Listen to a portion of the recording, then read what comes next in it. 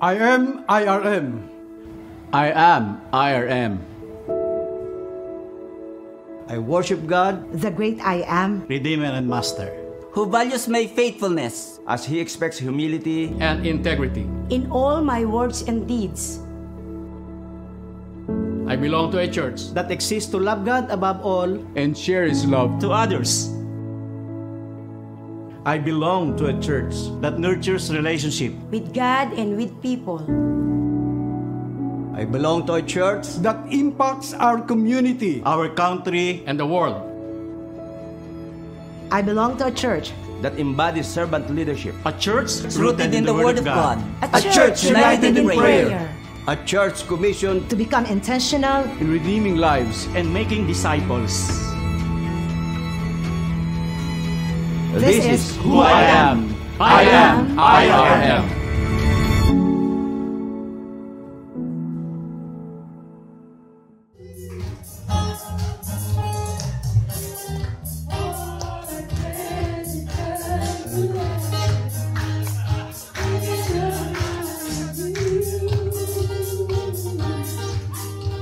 Who's not dancing here?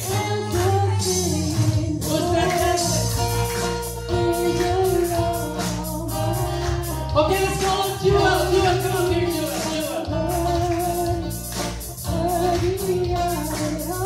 sing it one more time, every try.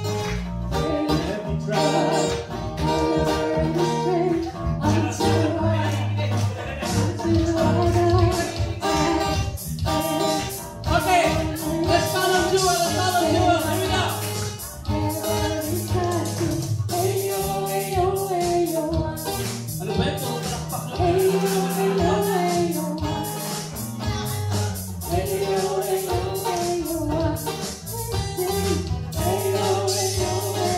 Oh, wait a minute. This is not how to dance, you know. This guy has a 24,000 followers on Facebook who keeps on dancing, but now he cannot dance. What's happening here? What's happening here? So let's put some energy here, guys, okay?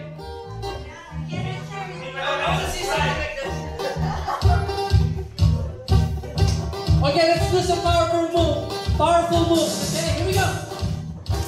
Every try, one more time.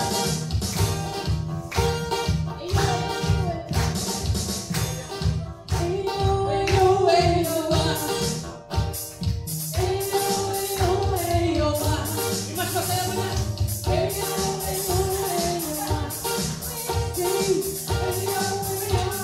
Yung mas masaya mo na pa.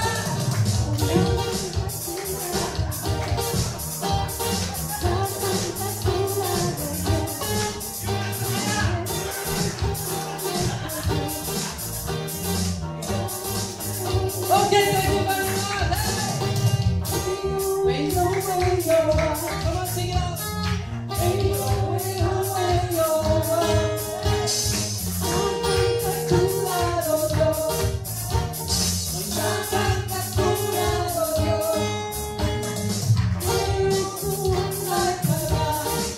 One last time.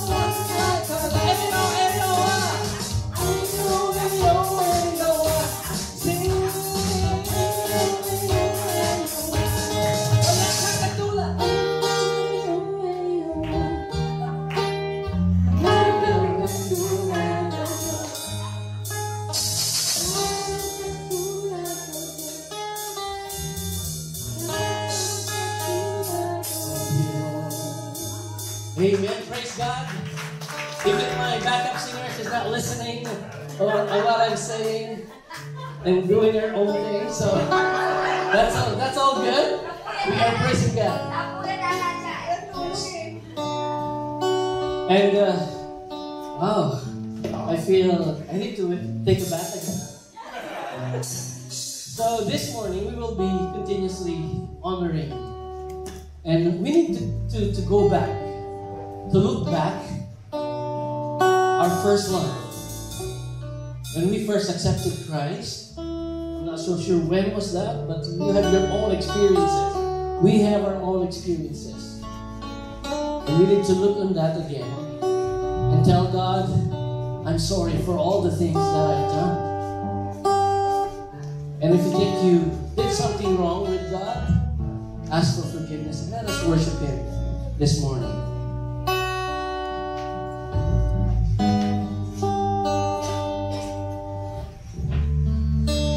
Music fades, all is stripped away, and I simply come,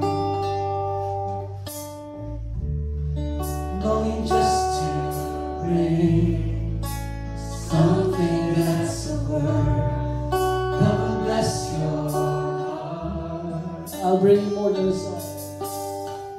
I'll bring you more than a song, for a song in itself, it's not what you have required. You search much deeper within, through the way things have been. You're looking into my heart. Come back. I'm coming back to the heart of worship, and it's all about you. It's all about you. I'm sorry, Lord. I'm sorry, Lord, for the things I did. When it's all about you, Jesus. You know what, church? It's all about Jesus.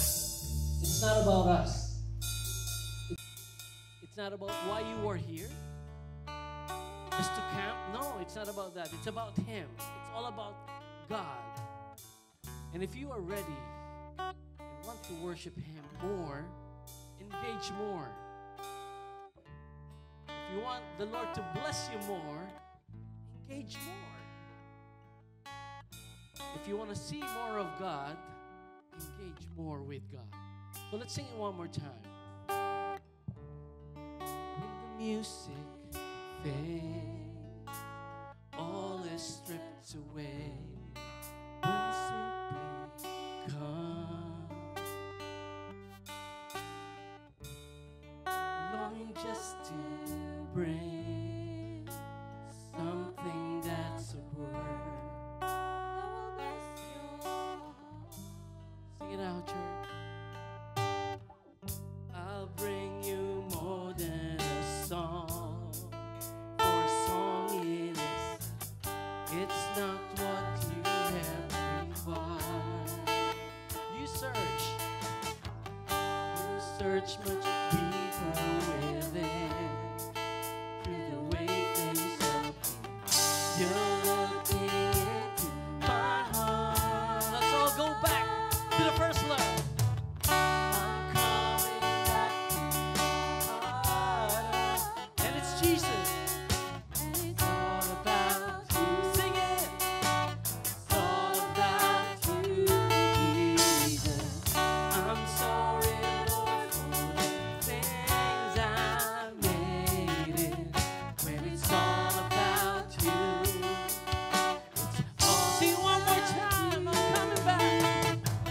I'm coming back to the heart of worship. When it's all about you, it's all about Jesus. It's all about you, Jesus. I'm sorry, Lord, for the things I made it. When it's all. Let's sing it one last time. All the voices only. I'm coming back to the heart of worship, and it's all about you. It's all about you, Jesus. I'm sorry, Lord, for the things I made, and it's all about you. It's all about Sing it one more time, all the voices. I'm coming back. I'm coming back to the heart of worship, and it's all about you. It's all about you, Jesus.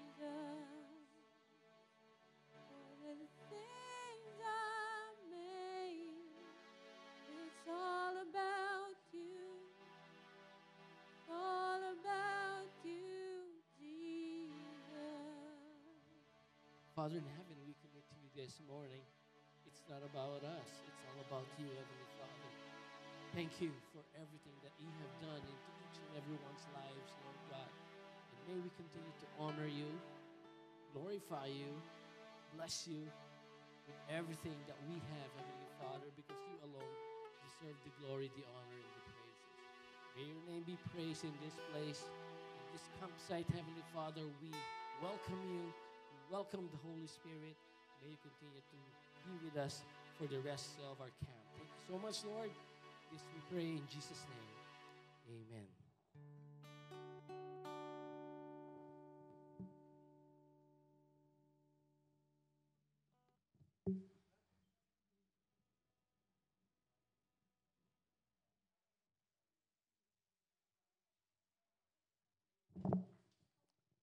You know what, guys? We are very blessed because we have a special guest this morning. He is the Richard Gere of Laguna, Louisiana. He's the Richard Gere of Louisiana, Laguna, and became the Alden Richards of Ebenezer Church in Beulah Land. And now he's the Justin Bieber of Canada. Ba't pa kayo nagtatawanan? Di ba kayo naniniwala? You're not... You know, we've been with Pastor Ray for a long time. I've known him for a long time, since Louisiana days and the Beulah days. And I believe that he is one of the best pastor that I've never known. And not the oldest, but one of the great pastor back home in the Philippines and here in Alberta. Our head here in Canada, and he is married to one of the beautiful Jaconisa in Philippines and here in Canada. So walang tulog, puyat pa daw, puyat pa. So imagine if they're not puyat and if they're not tired, right? So there you go. So again, let's welcome God's minister. Let's call him Pastor Ray Salazar.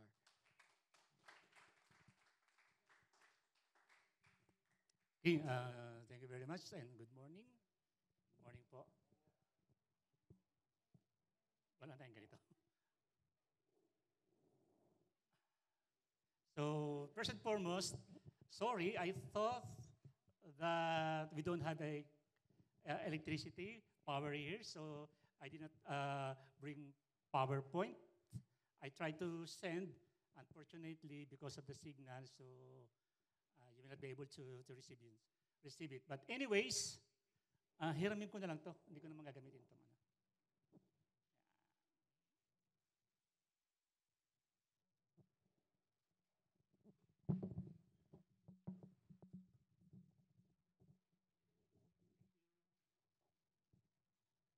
Salamat kuya.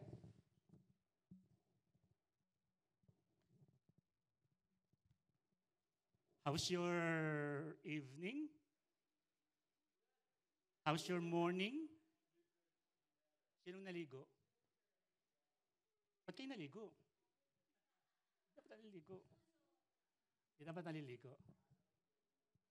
Okay, so first and foremost, again, it's an honor and privilege to be with you celebrating family camp, celebrating the goodness and presence of our God.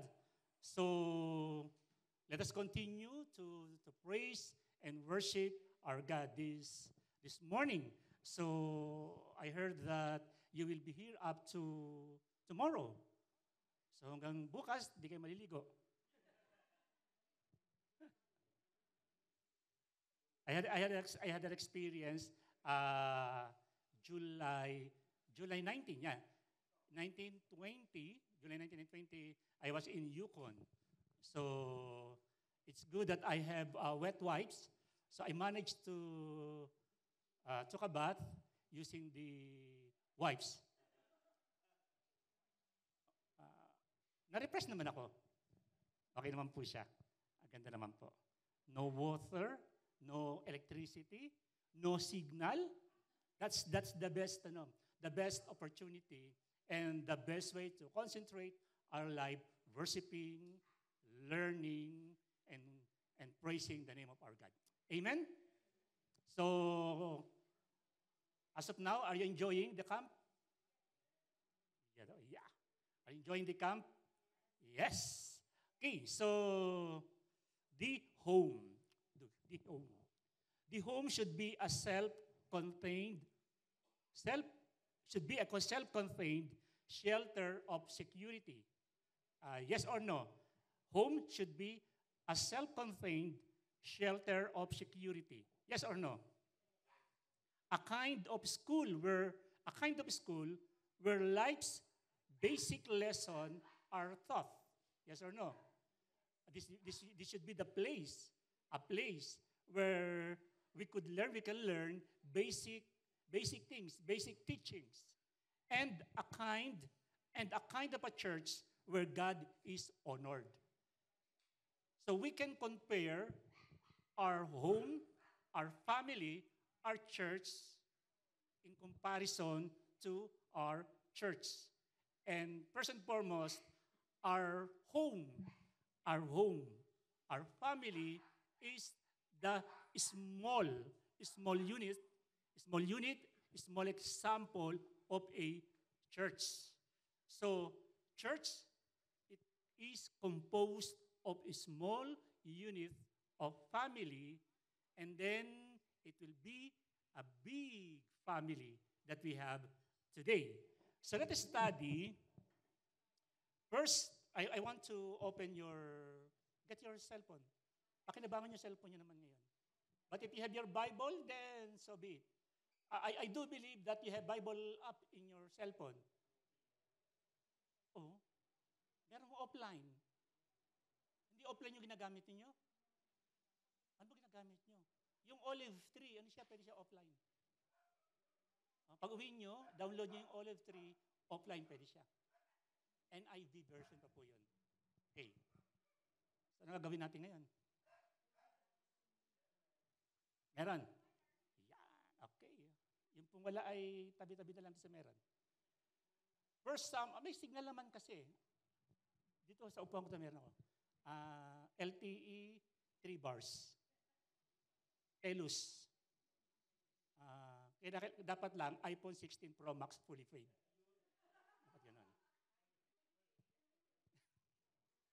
Hindi ho, yung sa akin ho, hindi.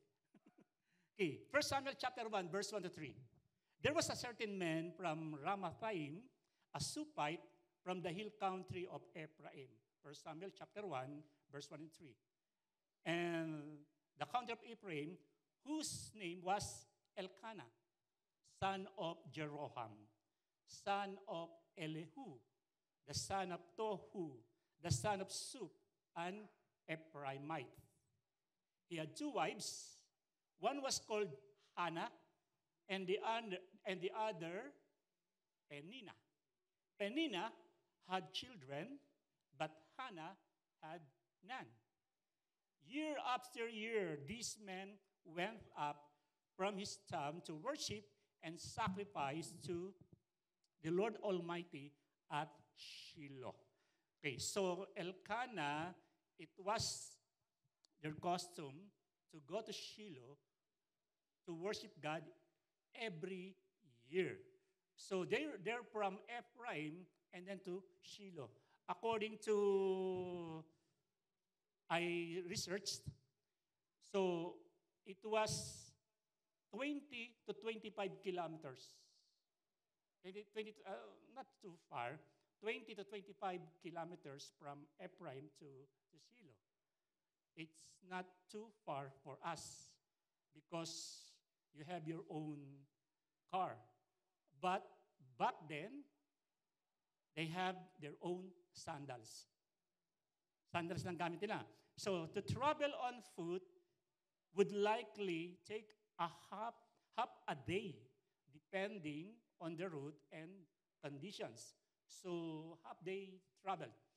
When I was in Bicol, that I think the farthest the farthest distance that I've walked from Libmanan, Camarines, from Kaima, Libmanan to Sipokot, Camarines Sur, it took me 7 a.m.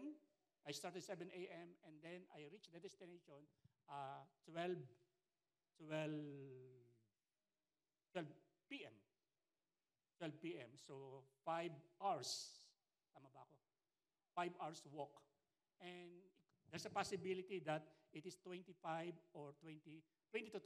kilometers. Okay. Babies are God's announcement that He knows the needs, cares about His people, and is at work on their behalf. The arrival of baby ushers in new life and a new beginning. Babies are signposts to the future, and their conception and birth is a miracle that only God can do. To make the event seem even greater, God sometimes selects barren women to be the mothers. Okay, example of a barren woman, biblical barren woman, but through the miracle of God, bore a son or a daughter. Sarah. Okay, Elizabeth. Kay Zacarias, ano? Sinong anak niya? John the Baptist. Yung anak ni Sarah. Sino asawa? Sinisigurado ko lang para tama yung asawa. No? Baka iba yung anak. Okay, sino pa? Wells. Sarah, Elizabeth.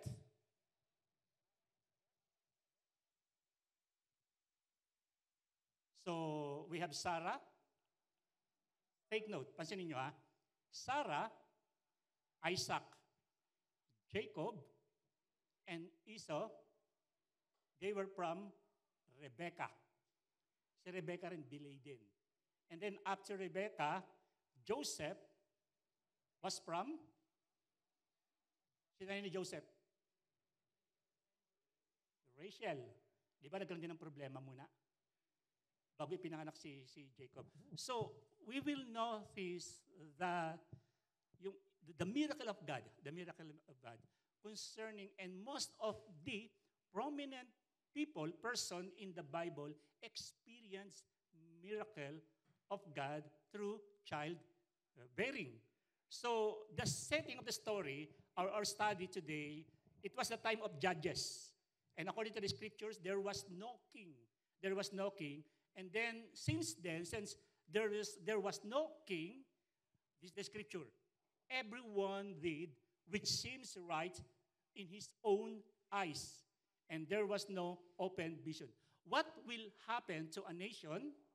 What will happen to a family where everyone did which seems right in his own eyes?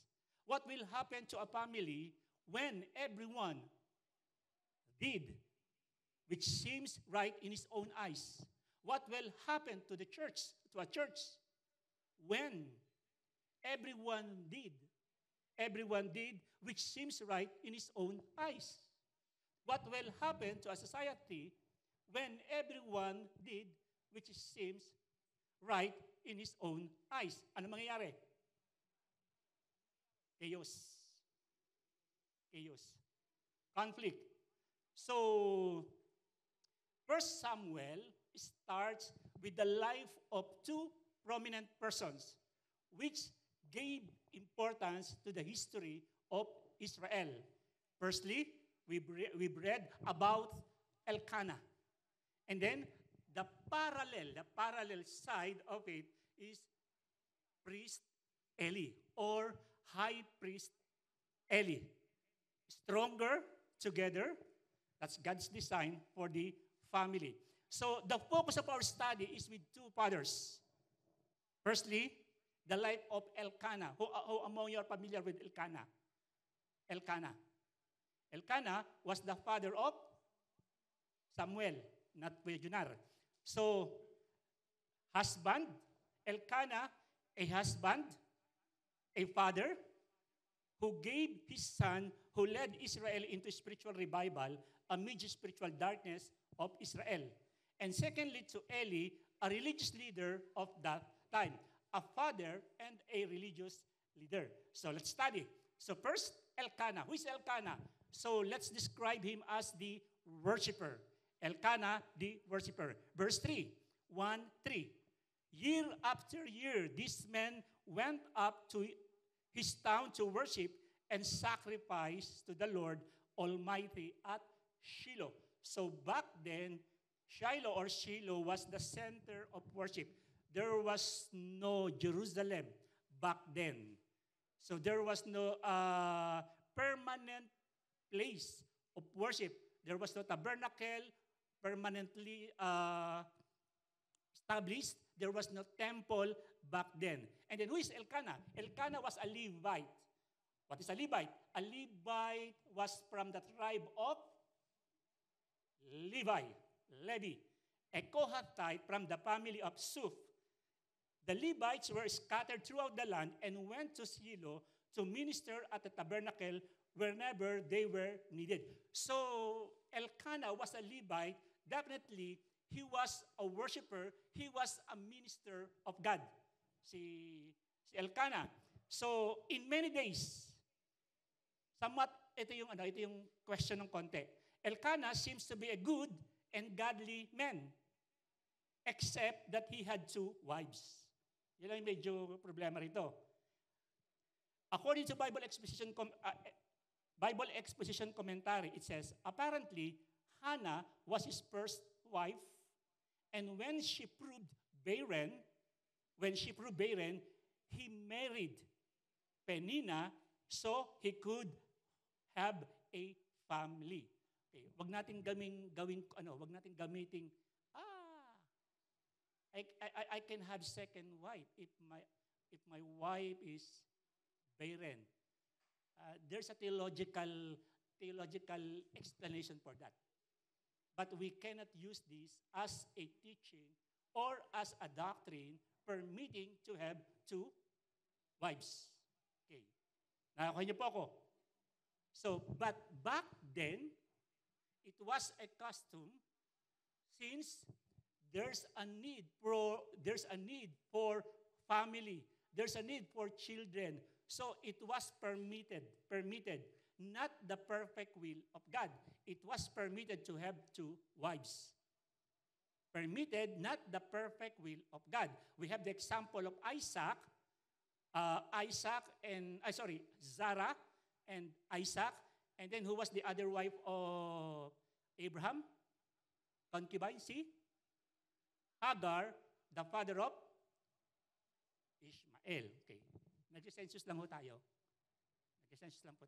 So, yes, it was permitted, but it was not a doctrine. And then later on, in New Testament, it was forbidden. So, Elkanah, the worshiper, fulfilling religious vows. Verse 21, and when Elkanah went up with all his family to offer annual sacrifice to the Lord and to fulfill his vow. So as a worshiper, Elkanah fulfilled his vow or fulfills his vow worshiping the Lord.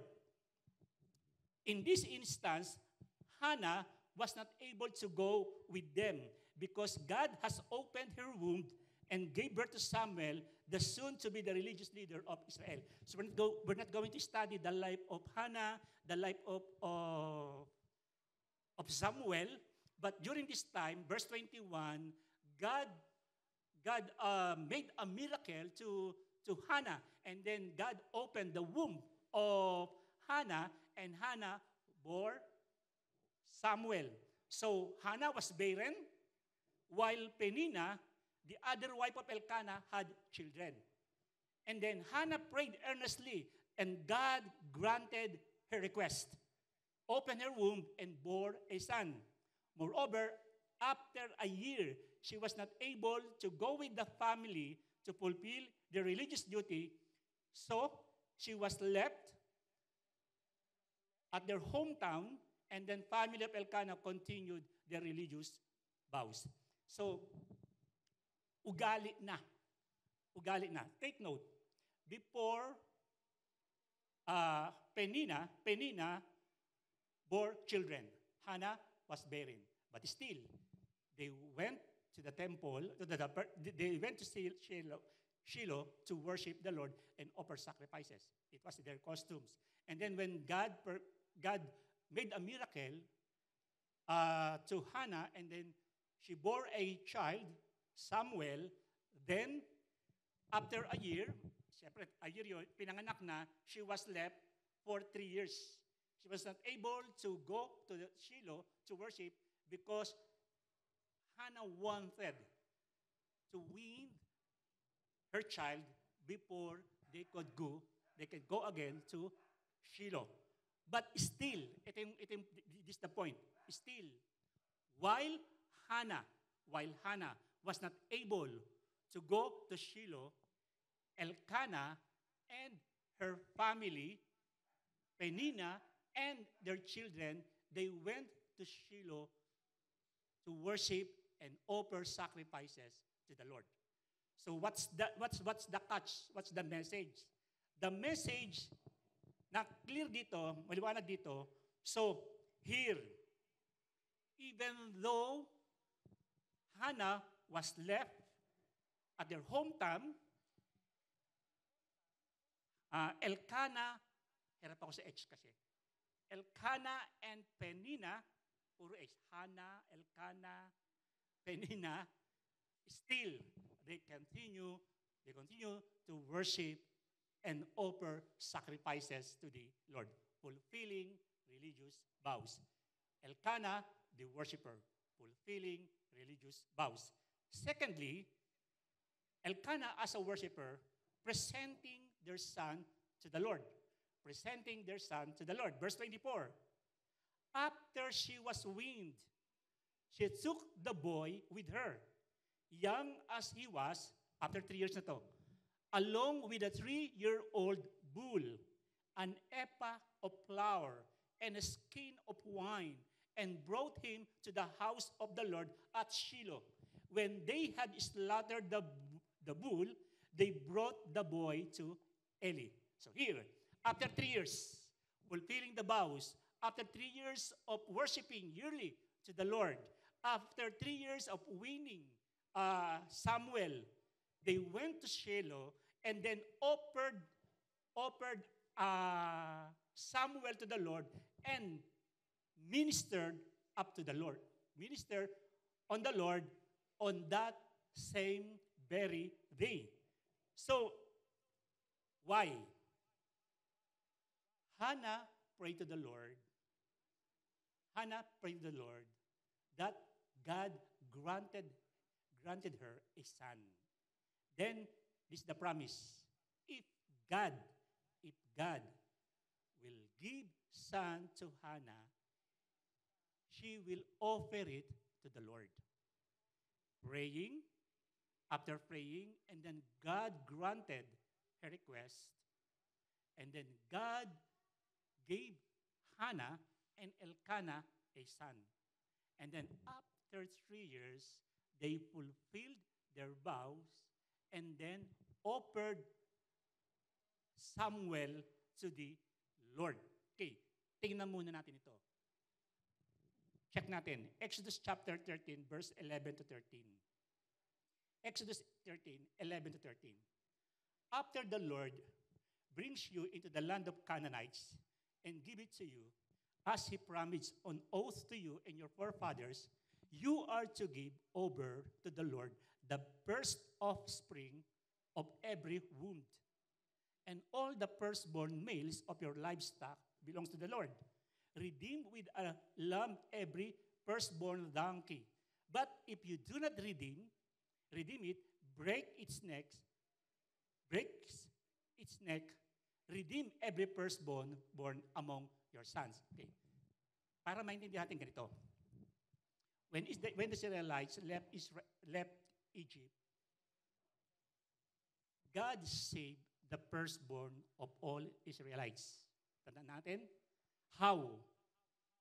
they put blood on the doorpost and windows so that the plague that will kill all the firstborn of all the people in Egypt, Egyptians and Israelites, those house who had blood on their doorpost, the plague will pass them. And we call that Passover. But this is the catch. This is the catch. Israel or Jacob had 12 sons. 12 sons. May dalawa pa akong dalawa. 12 sons. And then, one of the sons of Jacob was Levi. And Levi was dedicated to God so that they will not have inheritance. And then, the family of Levi will serve the Lord because they are offered to the Lord as a Passover. Ganito natin tingnan siya. So, every first male son of Israelites, of Jewish people, they need to give it to the Lord. They need to serve the Lord. Who among you are the first son or first daughter? First son, first daughter.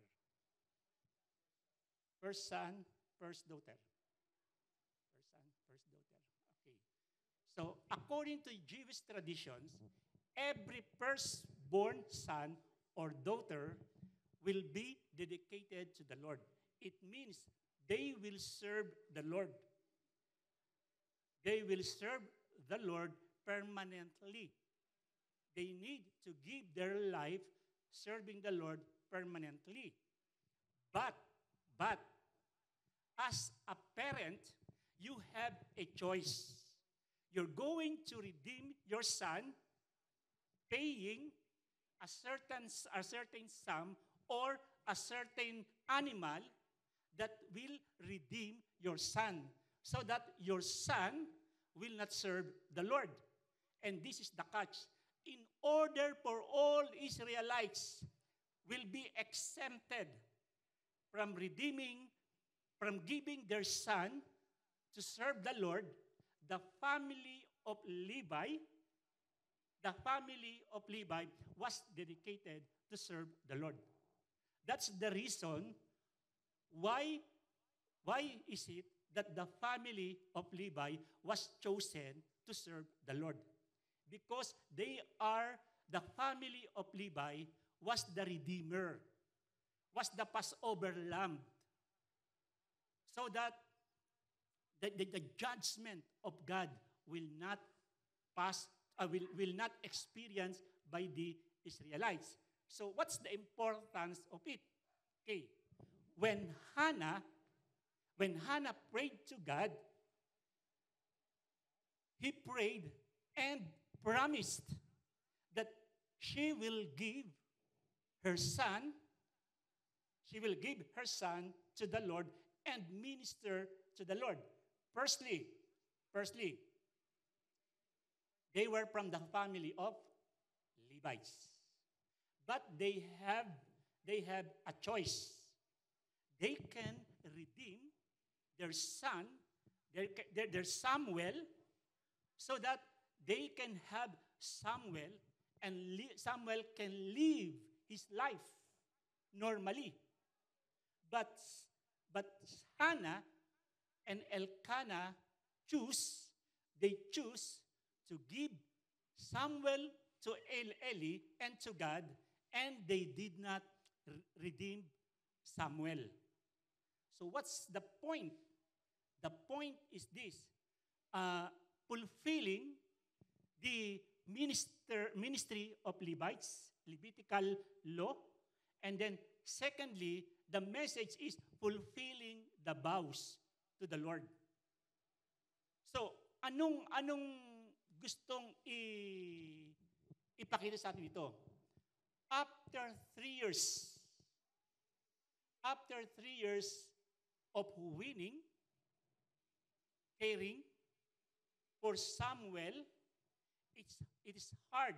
It will be hard for Hannah to surrender her son to the Lord. Sa Tagalog, kung meron kayong anak at pagkatapos alagaan ng 3 taon, kahit ipinangako sa Diyos, ibabalik niyo pa ba sa Diyos yun? Babalik niyo pa ba sa Diyos yun?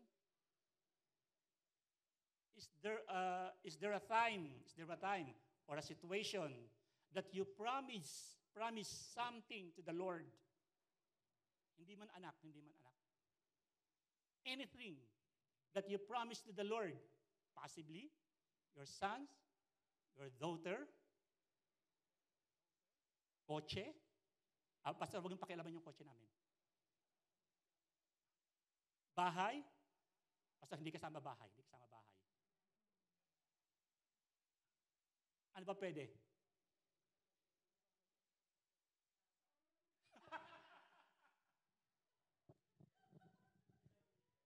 Hinihintay ko talaga sagot yun eh. Actually, I'm waiting for that answer.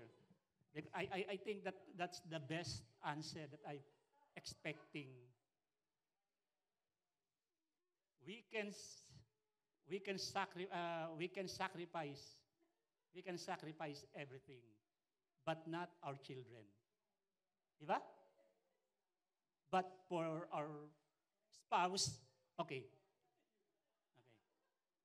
Ano yan? Giveaway. Well, Elkanah and Hannah did not forget their responsibility, their promise to God. As a worshiper, Elkanah fulfilled his vow, fulfilled his promise to God, fulfilled his responsibility to God. We always ask God a favor. Who among you, have you asked God a favor? Have you come to a situation that you ask God for a favor at least once? Ha? Oo, pag sinabi niyo namang yes, na nakakahiya naman yun. Nakakahiya naman. Well, we always ask God a favor. However, when we receive what we ask for, we forgot our vows to God, and there's a possibility that even thanking Him, even saying our gratitude to God, I don't know if we will come back to thank God and say, Lord, thank you, and this is what we promised to you. We prayed, we made our vow, then God answers our prayer. Then, how do we respond? How do we respond to God's favor and God's love to us? But the psalmist says, how can I repay the Lord for all His goodness to me? Sabi niya, how can I repay the Lord for all His goodness to me? Psalms 116, verse 12. And then verse 17, I will sacrifice a thank offering to you and call on the name of the Lord, and I will fulfill my vows to the Lord in the presence of all His people, in the courts of the house of the Lord, in your midst, O Jerusalem. Praise the Lord. Praise the Lord. Jack Sheila was a vows, a promise to the Lord. Siya po ay isa sa pinangako ng kanyang nanay na paglilingkurin sa Panginoon. Tama ba? Tama ako, ano? That's why when she had a somewhat situation, God remembered. Nanay Sonia remembered. She remembered her promise to God. And then that's why when Jack Sheila asked for the permission of her mother, because she wanted to go to the ministry, to enter the ministry, her mother remembered what they promised to God. So, ito siya ngayon. So ako naman, tumulong lang din mapulpil yung kanyang dreams. Kaya ako pinakasalan ko.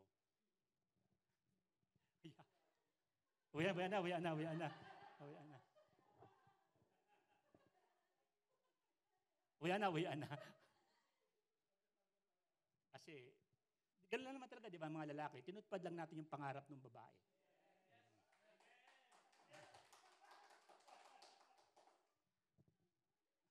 Di Yung mga gusto nyong tall, dark, and bahala na kayo sa sunod. So let's go to Eli bago tayo gumulo. Eli, the compromiser. Before we wrap it up, so Eli, the compromiser. Elkanah, the worshiper from the tribe of Levi, and then he fulfilled their vows, and then as a worshiper, continuously, constantly worshiping the Lord, even in difficult situations. But Eli, verse 3, year after year, this man went up from his town to worship and sacrifice the Lord Almighty at Shiloh, where Hophni and Phinehas, the two sons of Eli, were priests of the Lord. So who was the priest then? Elkanah, from the family of Levi, worshiping the Lord, traveling half day, walking half day to worship the Lord. And then, the high priest back then was Eli. So, may pangalan, isinulat yung pangalan ni Hophni and Phinehas. So, binanggit din yung pangalan. Hirap na nga ako sa H nila, dinamihan pa ng H, you know. So, the two sons of Eli was Hophni and Phinehas. So, why? How come that these two names were included in this passage? Who is Hophni and Phinehas? Aside from being the sons of Eli, who is Hophni and Phinehas? Hophni and Phinehas. They disrespect the offering of the Lord. Okay. 1 Samuel chapter 2, verse 12 to 17. Tingnan natin. Eli's sons were wicked men. They had no regard to the Lord, for the Lord. Now it was the practice of the priest with the people that whenever anyone offered the sacrifice and while the meat was being boiled, the servant of the priest would come with a three-pronged fork in his hand. Mayroong malaking tinidor. He would plunge it into the pan or kettle or cauldron or pot, and the priest would take for himself whatever the pork brought up. This is how they treated all the Israelites who came to Shiloh. But even before the pot was burned, the servant of the priest would come and say to the man who was sacrificing, "Give the priest some meat to roast. He won't accept boiled meat from you, but only raw." If the man said to him, "Let the pot be burned up first, and then take whatever you want," the servant would then answer, "No, hand it over for now. If you don't, I'll take it by force." This sin of the young men was very great in the Lord's sight, for they were treating the Lord's offering with contempt. This is the culture. Anyone who will offer to the Lord, the priest, they did not have fixed salary. They did not have fixed salary. They're just depending on the gift of the people and part of the offering. That was the culture. So after boiling, after burning the pots, the offerer will set aside some part for the priest and some part for the Lord, for the offering. Kung kayo maghahanda, ano yung ibibigay nyo sa priest, ano yung ibibigay nyo doon sa offering ninyo? If you will be the one who will offer. Okay. Punta tayo sa church. I-check mo nga yung pagkain natin sa ref. Yung malapit na mag-expire, dala natin sa church. Wala naman siguro ganun dito. Ano? Wala naman. Buti naman. Ha?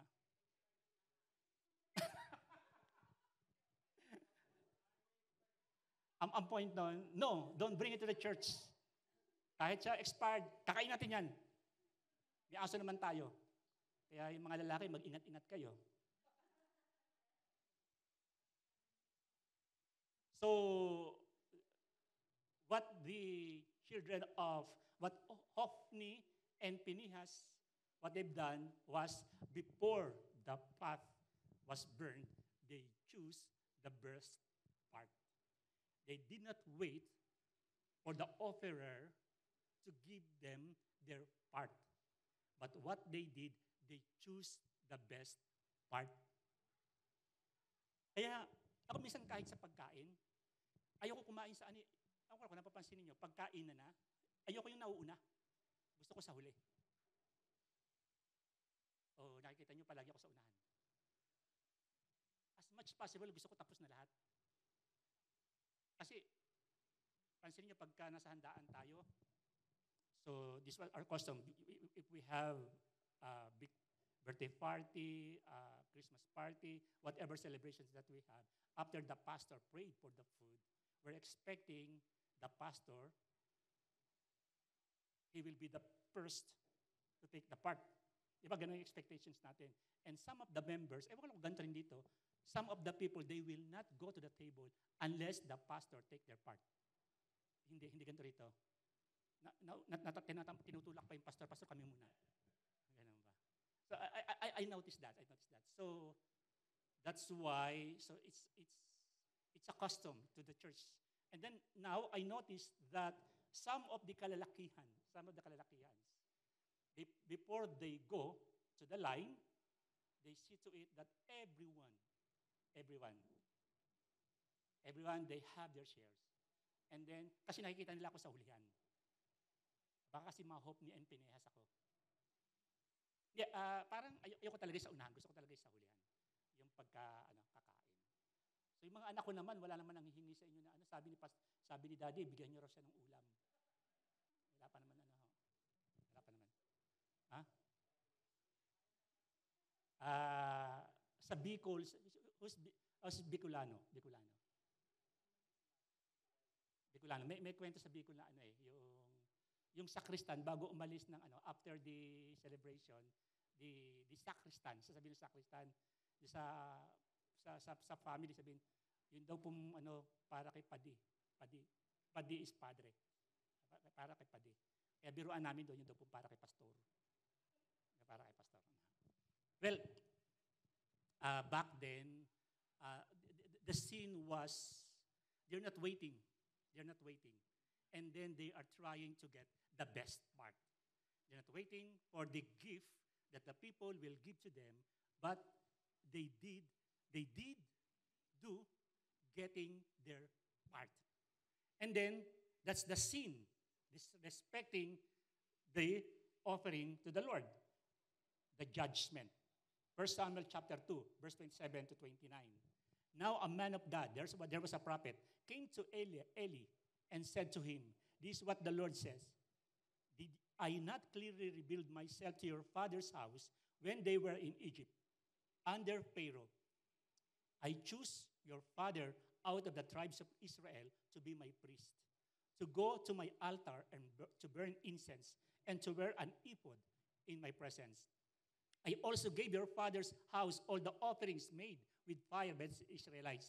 Why do you scorn my sacrifice and offering that I prescribed for my dwelling? Why do you honor your sons more than me by fattening yourselves on the choice parts of every offering made by the people Israel? This is the rebuke to Eli. Why do you honor your sons? The prophet said to Eli, why do you honor your sons more than me by fattening yourselves? Sa Tagalog, bakit mas binibigyan mo ng parangal ang iyong mga anak kaysa sa akin sa iyong pagpapakataba sa iyong sarili? Fattening yourselves on the choice parts of every offering made by the people Israel. So according to this passage, Eli was rebuked by not considering the sin of his family or his children. There's a possibility, actually some part of the scriptures, there was a part that, yes, Yes, Eli rebuked his children. 2 Samuel chapter 2, verse 23-25. So he said to them, "Why do you do such things? I hear from all the people about these wicked deeds of yours. No, my sons, it is not a good report that I hear spreading among the Lord's people. If a man sins against another man, God may mediate for him. But if a man sins against the Lord, who will intercede for him?" His sons, take note, his sons, however, did not listen to their father's rebuke, for it was the Lord's will to put them to death. So, Elkanah, worshiper, fulfilling their vows. Eli, the high priest, compromised for the sake of his family. Anong gusto nating tingnan dito? Anong gusto nating matutunan? What do we learn? What do we want to learn from this message? So, from the story that we have, it makes clear to us that the life and future of a nation depends on the character of a home. Elkanah, worshiper of God, his son Samuel became the leader of Israel. Eli, the high priest, the religious leader back then, compromised with his children, but brought destruction to the family. And the family line of priesthood was cut in the family of Eli. It means the high priest office was transferred to Samuel. So, sabi natin dito kanina, the life and future of a nation depends on the character of the home. And the character of the home depends on the spiritual life of the parents. The character of the home depends, firstly, the character, the life and future of church and society depends on the character of the home. And the character of the home depends on the character of the parents. Depends on the commitment of the parents. According to African proverbs, says, the ruin of a nation begins in the homes of its people. According to Proverbs, African proverbs, the ruin of a nation begins in the homes of its people. According to Confucius, the strength of a nation is derived from the integrity of its home. Integrity of its home. Eli and his sons had religious homes that were godless. But Elkanah and Hannah had a godly home that honored the Lord, and they gave him their best. The hope of the people of Israel rested with that young lad, Samuel, in the tabernacle, learning to serve the Lord. Never underestimate the power of the home or the power of the little child dedicated to the Lord. Do not take for granted the faith and nurturing and bringing our child ministering to the Lord. Why we dedicate our children to the Lord? Why do we bring them to church and teach them how to pray and learn Bible stories so that we could build faith in them? Schools teaches the way of the world, the system of the world, the gadgets that we have, teaches the life, the story of the system of this world. That's why we have Sunday school. So, at present, particularly not merely in Canada, but even in the Philippines, they are exposed to sexuality at their very early age, even in elementary age. Even sa mga gadgets na meron tayo sa ating mga anak. While we, as Christian family, are supposed to teach them that going to church is as important as it should be. When we do not go to church, when we as parents do not go to the church, we are teaching that to our children that church is not as important as other things sa ating ibinibigay sa ating Panginoon. Well, we bring them to parks. We enroll them to some extracurricular activities. And we as parents, we do not have a good moral example, spiritual example to our family. The family is considered a fundamental part of society. The overall stability of a church community can be influenced by the condition of its families. I had a counseling sa church natin. After our counseling, this is our conclusion. I had a counseling with members of the church. Huwag nyo na alamin kung sino. Abangan nyo na lang sa aking post. This is our conclusion. Conclusion is, when the parents, husband and wife, they have good relationship. When the parents, husband and wife, they had good, close relationship, you will notice that the parents has also good relationship with their children. If the relationship of the family of the parents are good, you will notice that the family is okay. Tama yung observation nyo? But if there's a problem with the relationship of the parents, then our children will be affected too. Kasi nyo na lamang, pagka ang tatay at saka nanay mag-asawa sa bahay, hindi masarap ang ulam. Napansin nyo rin, hindi nagkikibuan sa bahay, adi mga anak. Even though we're not telling to our children that we have somewhat disagreements with our partner, definitely our children knows that. Even though we're not doing some batuhan or shouting or sigawan, but still, they know that. Makikita nila sa ulam, hindi masarap. Mga sunog, maalat. Mapapasin niyo sa umaga, walang sinangag.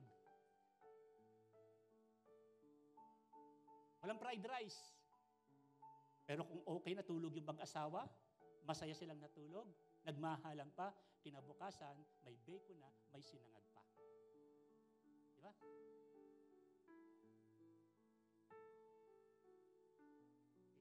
As we, yung third part ko kasi, siya, parang, ito na yung nasa natin tingnan. Godly home. What exemplified a godly home? Firstly, the presence of the priest in the home. Presence of the priest in the home. Father, you are the priest in the family. Father, you are the priest in the family. Father, it's your responsibility to call your asawa, your partner, to call your children in prayer. It's your responsibility. It's your responsibility to direct. Father, Father, hindi ako patriarchal. It's not sexism or racism. It's biblical. The father is the priest in our home. It's our responsibility. It's our responsibility to bring our children in the Word of God, in the study of the Word, in worship, and in prayer. Kilala natin si Job. Sabi ni Job, Job chapter 1, verse 4 to 5, his sons used to take turns holding feast in their homes. And they would invite three sisters to eat and drink with them. Verse 5. When a period of feasting had run its course, Job would send and have them purified early in the morning. Ito yung thinking niya. Perhaps my children have sinned and cursed God in their hearts. Praying for the children. Tatay, tas na kami ng mga tatay. Husband, you are the priest. You are the priest. Ha? Priest in the family. Parents, godly home, having a right model. Having a right model. Be good to them in faith. Be a good example to them in faith and service to the Lord. Parents, let your children see that you are worshiping and serving the Lord. Let your children know that you are attending. You attend Bible studies. You attend Sunday. And please, let your children know that during Sunday, our Lord's Day, we should be in the church. We should be in the church. Let your children know that. You want to have a strong family? Be a good example to them. Thirdly, having the right direction. You need to lead. You need to give direction to your family, to your children. Sabi rito, Proverbs 22:6, train a child in the way he should go, and when he is old, he will not turn from it. Fourthly, having love in the family. Having love in the family. Husbands,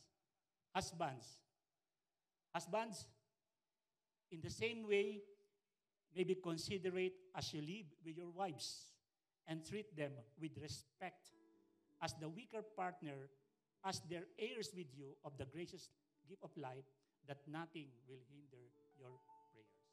If your wife, husband, if your wife knows and if your wife feels that you are willing to die for your wife, they will love you more. Because Jesus Christ, Paul compared the church and the family. Husband, Christ.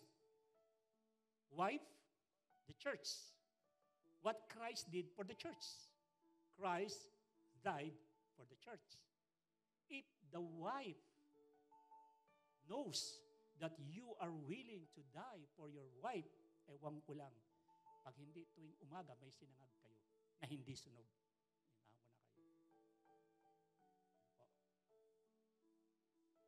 So, having love. Wives, submit your husbands as to the Lord. Unconditional po ito. Not because of. It's because it's the command of the Lord. Children, obey your parents. Okay? Children, obey your parents.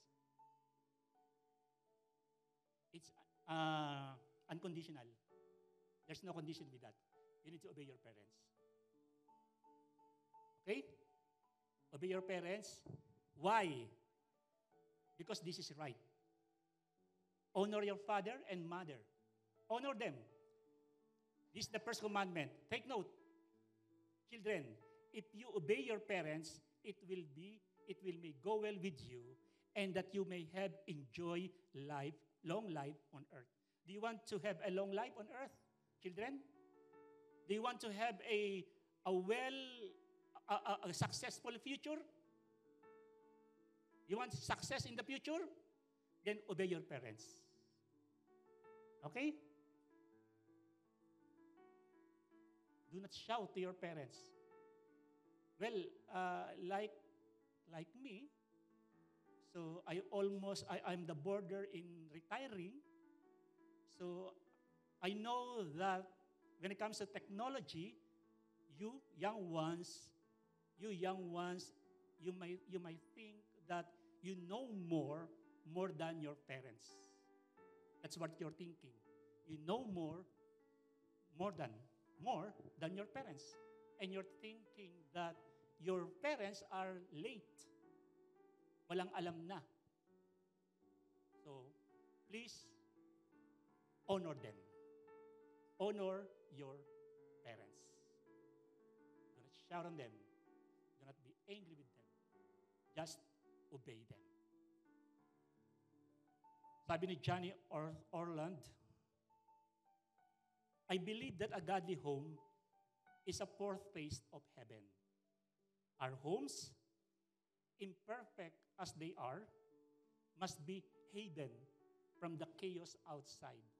They should be a reflection of our eternal home, where troubled souls find peace, weary hearts find rest, hungry bodies find refreshment, lonely pilgrims find communion, and wonderful spirits find compassion. Our home should have love and forgiveness. Love, forgiveness. I will close on this. Ito ko pa sinasabing close. A home should be a place where we can experience love and forgiveness. Amen? It is a place where we have peace and rest of weary souls. Si Kuya, nagbabiyahe ng malayo. Di ba, excited ka umuwi palagi sa bahay? Di ba? That's true. So, what I want to emphasize is this. Let our home be a place where every one of us, including our children, are excited to come home. Because they want something. They want the food. They want the laughter. They want the fellowship. They want the kwentuhan. They want the kwentuhan. And they want the time. They want the time. Please, parents, husband and wife, make your home a place to be desired. Na parang gustong-gusto kong umuwi. Yung ba daw sinasabi ng asawa ko sa akin? Sabi niya, ito yung gusto ko sa bahay natin. Na yung gusto niya umuwi na. Yung excited umuwi. Are you still excited going home? Are you still excited going home, seeing your wife,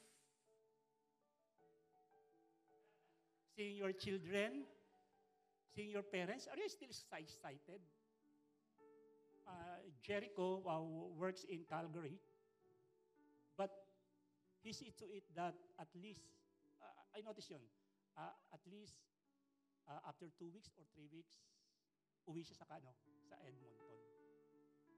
Pwede ko sabihin, no, sabi ko sa kanya, it's okay, once a month or every 2 months. Sabi niya, gusto ko umuwi. Bakit ba? Bakit ba? Ganun dapat yung feeling. That's why yung youngest ko naman, mag-aasawa na. So we're dreaming of a house. We're dreaming of a beautiful house. Yan. Sabi kagad nung bunso ko, sa basement ako, papaayos natin yung basement, sa basement kami titira. Isip ko, talagang mga anak ko walang planong umalis sa akin. Somewhat Canadian culture, somewhat parang negative, di ba? But as a Filipino culture, parang okay siya. Pero tinignan ko, I think they want our home. They want our home. They want our fellowship. They want our family. Even though they have their own life. But anyways, my eldest is 35 and my youngest is 28. They're still living with me. Okay din naman yun. Sa ating style ngayon, actually, last 2 days ago, there are 2 standby sa baba ng building namin. Ay mga matanda, naka-wheelchair sila. Every morning, they're there. And then, every day, batian kami, kwentuhan. So, as much as possible, I find time, having time with chit-chat. Anything goes. And then, they notice that I always wear jacket. Sabi, are you cold? Sabi niya, are you cold? No, it's just that I started my driving 5:30 a.m. 5:30, and then after yung bunso sa Kingsway, and then back, and then 1 hour, Jack Sheila naman, dalhin ko naman sa north. So, I'll be home by 9. So, I'll done my driving responsibility. Wala namang star. So, nakikita nila ako, naka-jacket pa rin ako. Sabi ko, I drive my son. Sabi nung isa, teach him to ride a bus. There's a bus 4:30, there's a bus in 4:30. So sabi ko, may tama din naman sila. Teach them to be independent. Tama din naman. Di ba? Okay din naman yun, di ba? But, ang nakita ko doon yung sa atin namang, yung responsibility ko ng tatay. It's not about being independent, but the relationship that I build with my family, with my children. So we need to see the borderline. Pag masyado naman dependent na, sipain nyo na. Pag wala nang ginagawa, at maghapon na natutulog sa bahay, ay medyo turuan nyo na. Po? Nagbibigay naman po yun ng pambayad sa bahay. Nagbayad sa bahay, tsaka sa bigas, at tsaka sa minsan sa gas. It is where we long to go back and share our thoughts and experience. Ito, mahina ako dito. Si Jack, pag uwi niyan, gusto niya magkwento. Ako naman, okay. Tama na. It is place where we grow. We grow spiritually and our love are nurtured. So, please make our home the safest place possible and make our home the place where love is experienced. And joy is experienced. There's laughter. Kasi pag hindi ganyan ang bahay ninyo, maghahanap yan sa labas.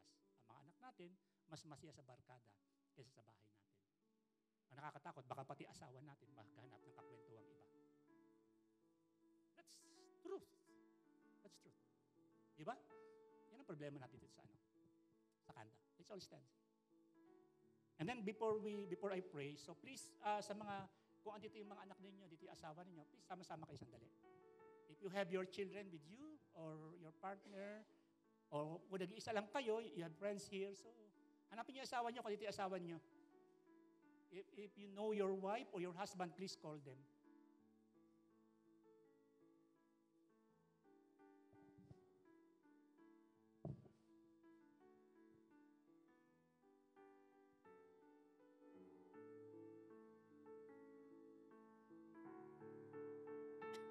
So, priest, those who are priests, please call your children, call your family. Call your children, your family, and then this time, bihirang mangyari to. Yung tatay ang magpipray. Bihirang mangyari to. But if the father's not present, so it will be led by the mother or who's the eldest. Okay, so Father, please pray for your family. Sige po, start tayo. Let us release blessings. Let us commit our family to the Lord. Our family should have love, where we can experience love and forgiveness. It's a place where we can have peace and rest for our weary souls. It is a place where we long to go back, to come home, and share our thoughts and experience. It is where we grow, and love is nurtured.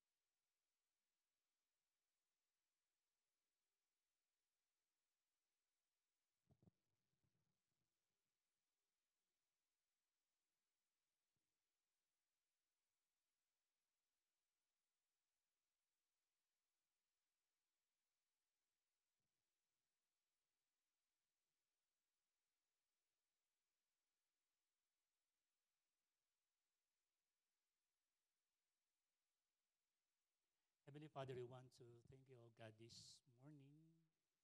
Lord, we commit our home to you, O Lord. We commit to you our family, O God. Lord, I'm praying for each family that they have the relationship of husband and wife, O Lord. Lord, let it grow in love, in forgiveness, in acceptance.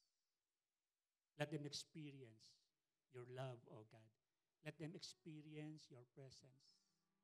Help the father to lead the family as the priest of the family, O God. Together with his wife, together with the wife, husband and wife relationship, Lord, help them and lead them to nurture, to bring their children in service and in worship of you, O Lord. Lord, we are praying the IRM Lloydminster, together with their family, that you will continue to give them your love. Lord, we are praying for your protection, O God. Let your holy blood protect their family, O Lord. There will be teachings. There will be peers. There will be some works of the enemy, Lord, that will attack their family, their faith, and service to you, O Lord. Lord, protect them, O God. And then, Lord, let your holy blood, Lord, sanctify our family. Lord, let this generation, let this family, let their generations have relevance in their society, O God. From their home to the church, to their workplace, to their towns, O God. Lord, let our testimony, let our love, O God, be a testimony of your goodness, of your faithfulness, O Lord. Lord, thank you. Bless each family that we have today, O Lord. In Jesus' mighty name we pray. Amen. Amen. God bless you po.